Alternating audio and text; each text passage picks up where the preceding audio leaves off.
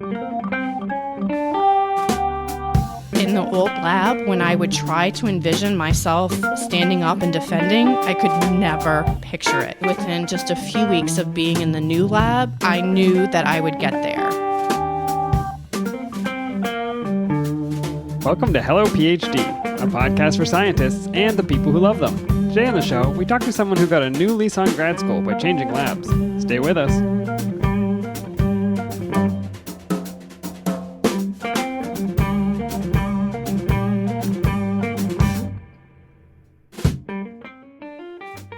And we're back. This is Hello PhD, episode 51. I'm Joshua Hall. And I'm Daniel Arneman. And we'll discuss the human side of science and life in the lab. Hey, Dan. Hey, Josh. How are you this evening? I am feeling great, and I sense another presence in the room. I don't know. Maybe it's just me. Hi. Oh. Well, hello there. How are you? Do you not lock the doors? We just let anybody into the studio these days. We are joined this week by Jessica. Say hi, Jessica. Hi. Hey, Jessica. All right, Hi, we Jessica. have no idea why Jessica's here. Well, some of us do and some of us don't. Why don't you tell us why Jessica's here, Josh? Well, one reason Jessica's here is she had a great beer idea. I did. I had a fantastic beer idea. So the beer this like week that. is specifically for Jessica. This is one that she had mentioned she was really interested in trying. This is the Lazy Magnolia Brewery Southern Pecan. Did you say that right? Yes. Pecan. Okay. Pecan. Oh, what would you say? Southern Pecan. No, I think in the north, it's pecan. I say pecan now, but I've definitely heard pecan. I've heard pecan. It's definitely Southern Pecan. I sometimes say pecan pie. I don't know why, but I'll say Southern Pecan or the nut pecan. But for some reason, when pie is involved, I'll say pecan pie. I don't know why that is. You need to get consistent here. Taste the beer and let us know how you like it. Yeah, let's try this. This is good. It is good. Is it I wouldn't steer you wrong. Now, have you had this one before, Jessica, or what made you... There is like an actual slight hint of pecan. Yes. But it's not a lot. It doesn't taste like you're eating, toasted nuts or something. It's very subtle. So this was the first commercially made beer with actual whole roasted pecans. If you're allergic to pecans, probably should not actually Probably drink this. not. Okay. Mm-mm. Can I get... So where do I have to go to get it? From Virginia. North Carolina, you have to go to Virginia. Well, ask me how I know. Did you go to Virginia, Josh? She mentioned she really wanted the Southern Pecan, so went online. Nowhere in North Carolina to get this. I happened to be visiting my family in Virginia, and there was a grocery store, a lone grocery store several towns away. And Where did you say they brew it? It's from Kill, Mississippi. From the Jordan River. That's right. How many cases did you buy for Jessica?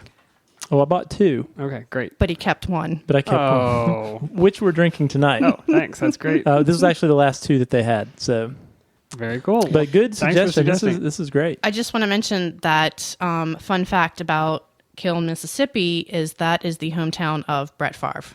Population 2,300. I'm going to throw Can you Dan, do you know translate? who Brett Favre is? Yes. He plays sports ball. That's right. He's a sports ball player. A really good one is what I understand. Yeah, the etymology of Favre is interesting to me because it's spelled Favre, Favre. But not Yeah, pronounced it's that way. pronounced Favre. It's like I don't get it. the word is pecan, but it's pronounced pecan. Go figure. That's how we do it in the South. That's right. All right. Well, we actually invited Jessica here not just to talk about beer, though this is lovely conversation.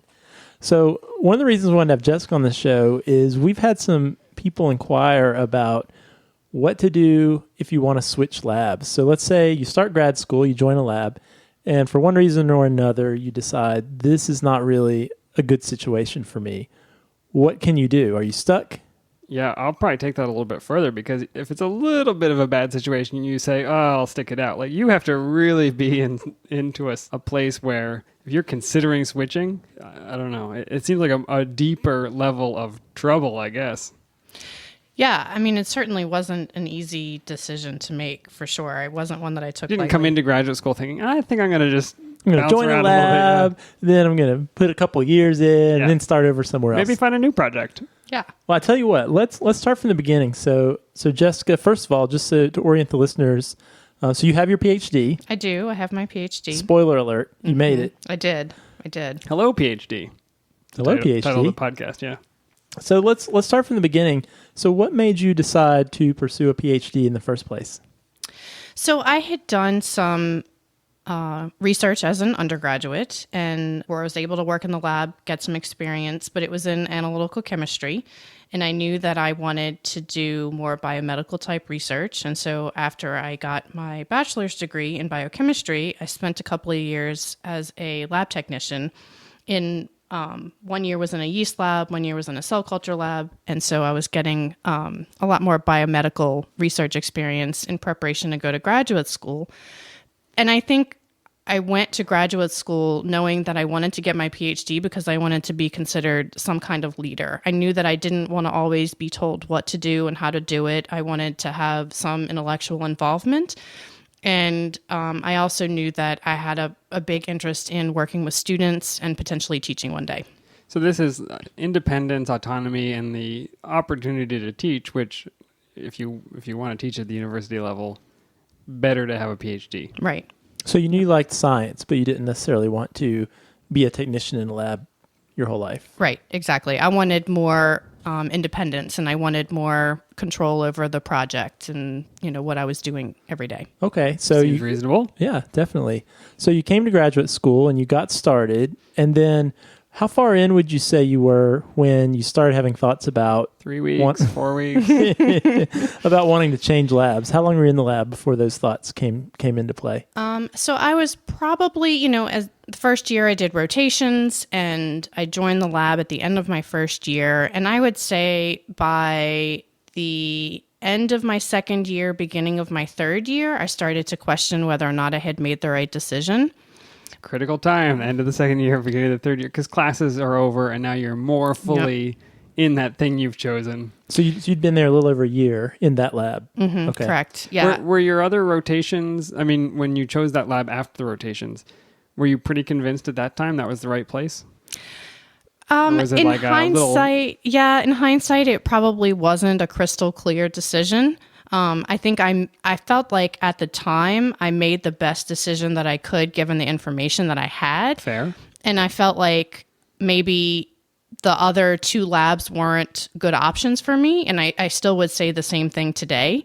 But maybe, if I could go back in time, I might have rotated in just different labs completely. Okay, interesting. Well, we'll come back to questions you wish you had asked before you joined later, but let's hear more of the story. Yeah, so what was the situation? What types of things were going on that made you start thinking about changing labs? So, like I said, this was sort of the end of my second year, beginning of third year. And let me just also say that at this time, I am from New Orleans, and this was in 2005. And so Katrina hit New Orleans in August of that year. And I was really struggling with whether or not I wanted to be in that lab. I was struggling with whether or not I wanted to be in graduate school.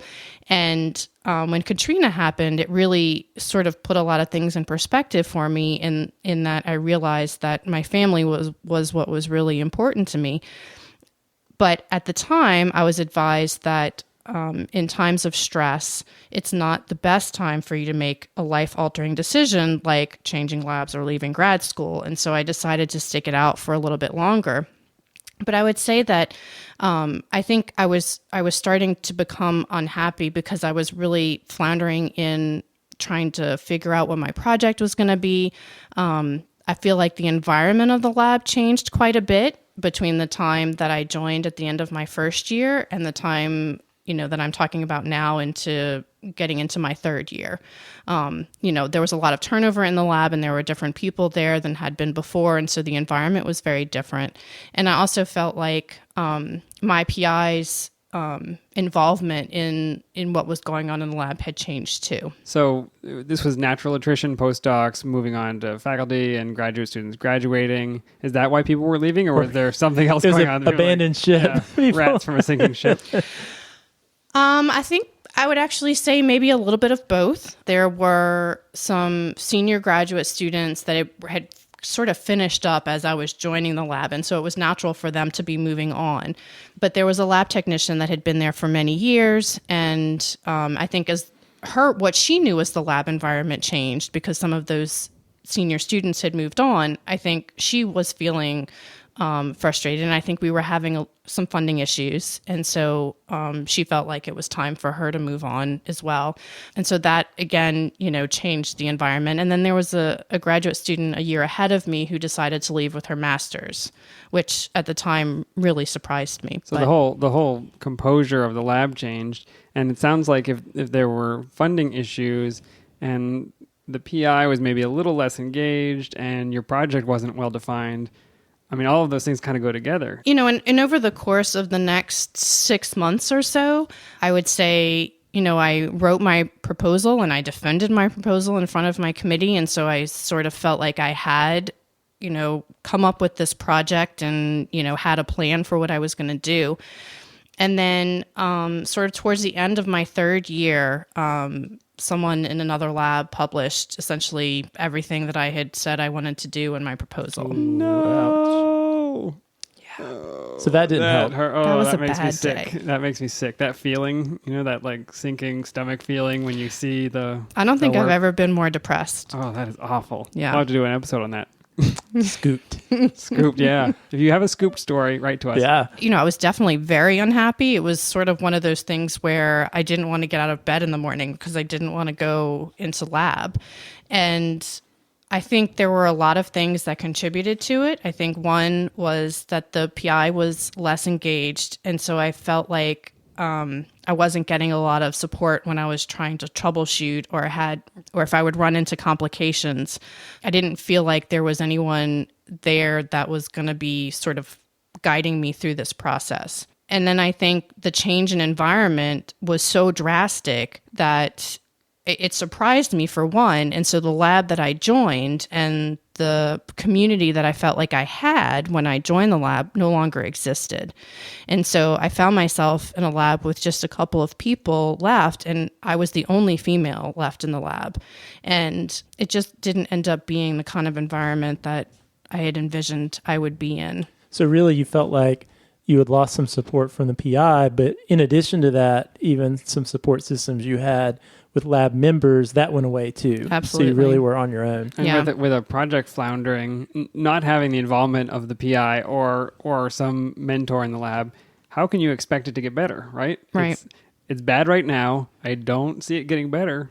The only choice is to leave. Right. And when I realized that someone had published all of the experiments people that publishing your experiments. The final I'd gut planned punch. to be Just doing. forgot about it. Thanks a lot. Yeah. I think I realized, well, I'm going to have to start over anyway. And so, in terms of I'm going to have to start a new project. And so do I want to start that new project here, or do I want to start that new project in a different environment with a different mentor? Okay, so really, you got to a place you weren't really leaving much behind. Nothing. I was leaving nothing behind. So, okay, I would say at that point, the support systems have evaporated. You've been scooped. So you're at square one with your project. You're a third year graduate student. I was at the end of my third year at this point. Looking into your fourth year as a graduate student, you decide you want to switch. So walk us through that process. So then what happens? Renaissance literature. You switched to Renaissance literature. So what happened once you made that decision? So I think it wasn't a decision that I came to very easily. I spent a lot of time thinking about it and talking to different people. There were a couple of other faculty members in the department that I had come to know over the last few years. And I think they noticed changes in me over the time that I had been there. And, they would very often sort of check in and ask me how I was doing. And at some point, they put me in touch with a psychologist, actually, that had worked with a number of graduate students over the years. And she was, very familiar with how the process worked. And so I started meeting with her on a weekly basis and sort of talking through what my different options were. And, one was to just leave right then and there. Another option... Like leave grad school entirely. Yeah, leave grad school entirely and leave with nothing. Another option was to stick it out for a little bit longer and try to see if I could pull something together to write up a master's thesis and leave with a master's. And then the third option, which I fought, was changing labs. And that was something that I said in the beginning, that I did not want to do. And over time, as I sort of explored the different options, I weighed the pros and cons, and I had kind of come to the decision that I wanted to go ahead and try to leave with a master's. That I felt like I had put enough time and effort into graduate school and had come far enough that I didn't want to leave with nothing, but that I wasn't sure that I was going to stick it out to the end. And yeah, there are so many people right now going through this same process where they're doing that math, and there is no happy answer. The staying hurts, the leaving hurts, all of it hurts. It's just such a hard place to be, but clearly you can get through it, right? Yeah, absolutely. And so I actually went to one of the faculty members that I had been talking a little bit about to let them know that I had decided that I was going to go ahead and try to wrap up with a master's. And I walked into his office thinking I was going to tell him I was leaving with a master's. And I found myself walking out thinking that I should go ahead and change labs. Okay, this sounds like a good transition. What was the reasoning there? So, he laid out some good arguments for why I should consider not just leaving with a master's and consider changing labs. And in the end, I decided that I owed it to myself to at least try a different lab. And then if I didn't like it and it didn't work out, then fine, I could still leave. But if I didn't try another lab, I might always regret not having tried it. I love solutions where there's nothing to lose, right? You've already decided I'm out of here. And now you're saying, well, I'll do this one thing, and if it doesn't work, I'm in the same situation. But if it does work, now I've got upside. Because it sounds like it couldn't really get worse. Right. Exactly. And so, one thing that I sort of struggled with was, okay, if I leave my master's, then what am I going to do? And I didn't really have a good answer for that. And so, I felt like some of the arguments that this particular faculty member was making were pretty valid, and that, I could at least give another lab a try. So how did you find a new lab? Wait a minute. I assumed it was in the lab of that very kind faculty member. It's not? No. Oh, wow. No. Just a kind-hearted person giving you advice. Pretty much. Yeah, so how'd you find a new lab? Yeah.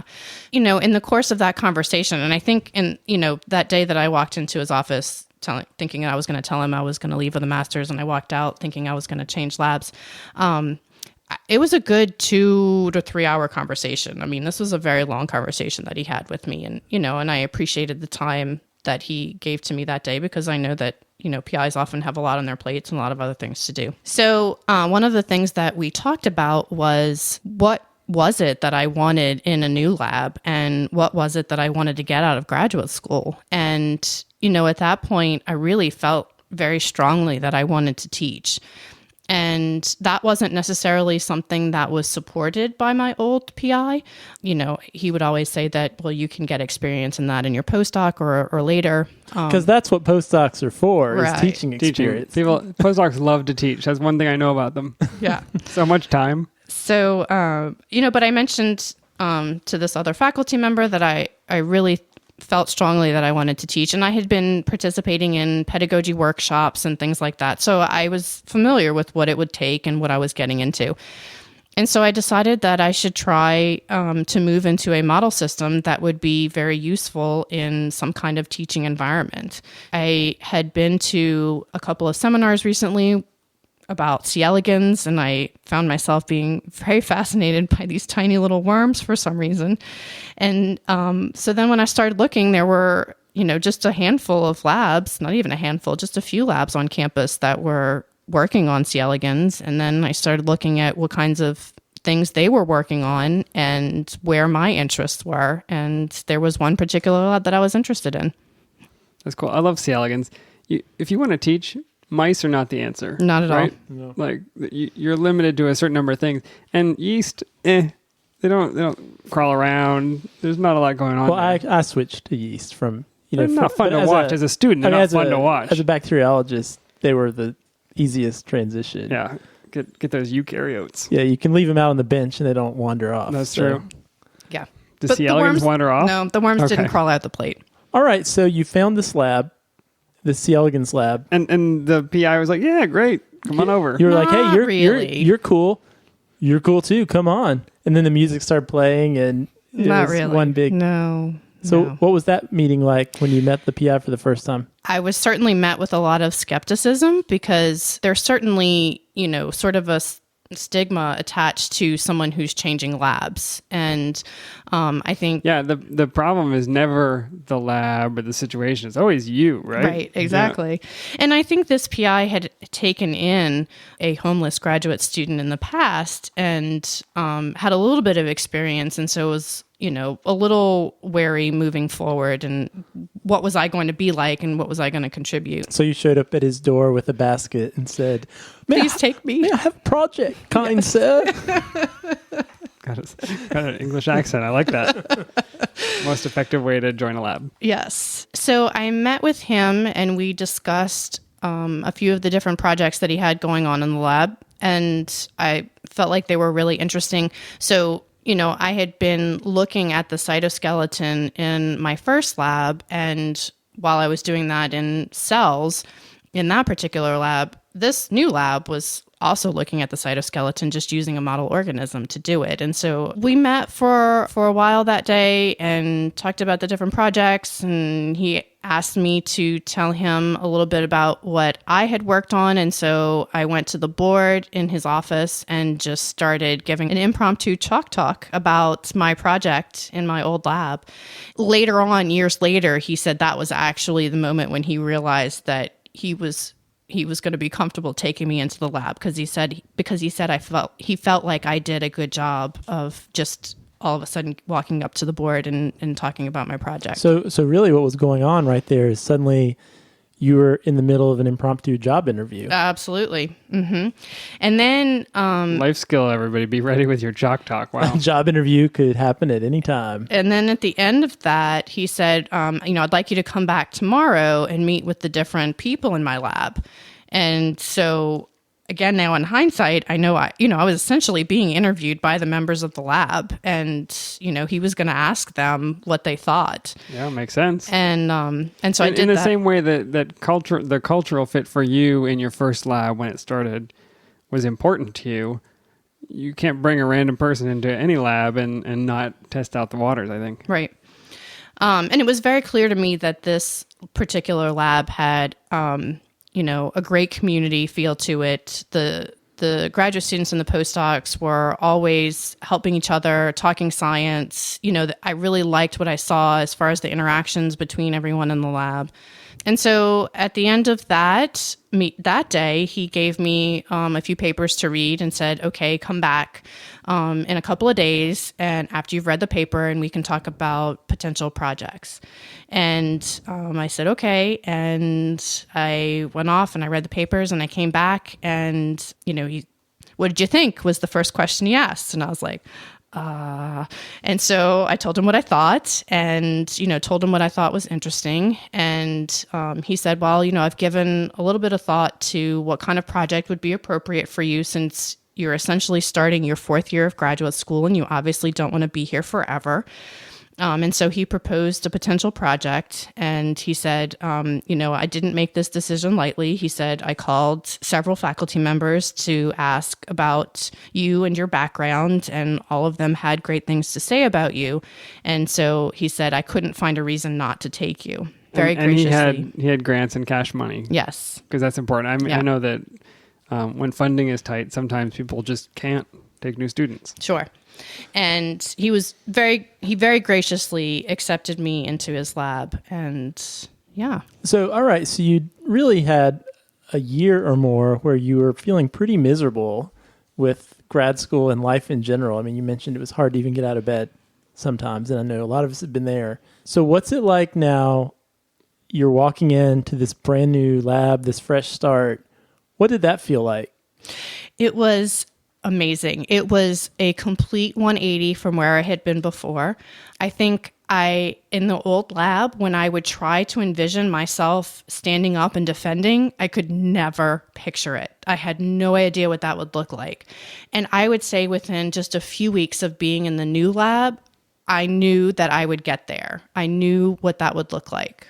And it just completely changed. That's amazing. What signs do you wish you had seen at the first lab? And then how were those different in the second one? Was there a way you could have known, or was it impossible? It was just you had to go live in it and make the mistake and correct when you found out? Or is there a way to, somebody who is doing rotations right now, is there something that they can look for and avoid this whole thing? I think I made the best decision that I could based on the information that I had at the time. What questions could you have asked had you known to ask them? Well, and I think I should have listened to my gut a little bit more, and I think I should have explored, okay, if I don't think that the 3 labs that I did rotations in were right for me, what are my other options? And I think in my mind at the time, there were no other options. Like, I have to pick one of these. Right. And I think that had I followed up a little bit more and asked more questions and been a little bit more proactive in deciding, what were my options, that may have helped. I don't want to speak for you, but I'm hearing that you feel like you made a good decision. To change labs? Yeah. Absolutely. As opposed to leaving or the master's or the other options? Yeah, absolutely. In the end, I earned my PhD, which was what I had set out to do when I started graduate school. And now I have a job that I really love. And that wouldn't be possible without, having stuck through the difficulty and gotten through to the end. Yeah, and let me tell you, I love this story because, you came in with a goal. You wanted to gain independence. You wanted to maybe do teaching, have this career that really you have now. And you really reached this point that due to no fault of your own, you were just in a bad environment for you, maybe for anybody. You could have very much been forced to give up on that goal due to circumstances external to you. It had nothing to do with you changing your mind, saying like, I really don't want to do that anymore. But by default saying, well, I guess I'll take a master's or leave, even though I don't know what I'm going to do with that because I feel like I have no other choice. I still like science, but I guess this process didn't work for me. And Dan knows that's one of my biggest pet peeves. That is one of your biggest pet peeves. It happens every day. Every Probably day. Multiple times a day, yeah. People who leave science, not because they don't like science anymore and decide that's not what I want to do, but who are just in an environment that's not conducive to them getting where they want to go. And so I love this story, the fact that you found another environment that was so much better and really did give you a new lease on your career and enabled you to get where you wanted to go in a way that you wouldn't have been able to otherwise. Absolutely. And I think there was another graduate student that had entered the lab, my old lab, at the same time that I did. And he went on to finish his PhD in that lab and has done very well. I think he works in industry now. And so the environment was a good fit for him. It was not a good fit for me. And I think that just goes to show that different people have different needs, and just because it's a good fit for one person doesn't mean it's a good fit for another, and vice versa. We'll get his name after the show and invite him on. We'll do the hard-hitting journalism, find out whether it was really good for him or not. He said, she said. Yeah. Well, I think that's an important point because, and I think this is where a lot of the stigma comes in with switching labs because, you changed labs, but in no way was that an indictment, a sweeping indictment on the PI or an indictment on you. It's just that it wasn't a good fit for you. And that was the thing. I had a really good relationship with my PI, and I actually had stomach pains knowing that I was going to go in and tell him that I was leaving the lab. I felt really bad about it, but I just knew that if I didn't try a different lab, that I was going to quit graduate school. Yeah, it was the right call for you. Yeah. So I think the last question I have is, I'm certain there are probably people out there listening who are in the situation that you found yourself in at the end of your second or third year graduate school, who have a hard time getting out of bed in the morning or have a hard time picking up the pipetteman because they're just in a bad situation for them. What advice would you give to students out there who really are questioning whether the lab they're in now is the best one for them? So I think that there are probably a lot of students that face this challenge and question. And my case, I had worked really hard in my first few years of graduate school, and I had interacted with other faculty members that were, on my team, for lack of a better way to say that. I had formed relationships with other faculty members that I saw as mentors outside of my own research PI mentor. And so that was really beneficial for me and crucial for me in making my move from the old lab to the new lab, because those PIs could advocate for me to the new PI and tell them that I deserved a chance. And none of that would have been possible if I had not worked really hard and if I had not formed relationships with these other faculty members. I love that. And I love it because you didn't go meet those people so that someday they would help you. You went and talked with them and worked with them because they were interesting and you wanted to get to know them.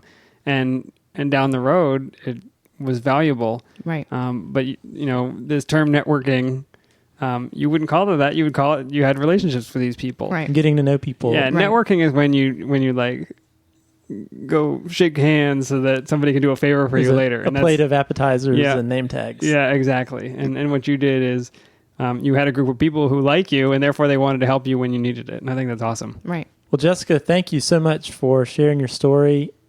I mean, I feel inspired. I thought I'm going to change labs. I'm going back.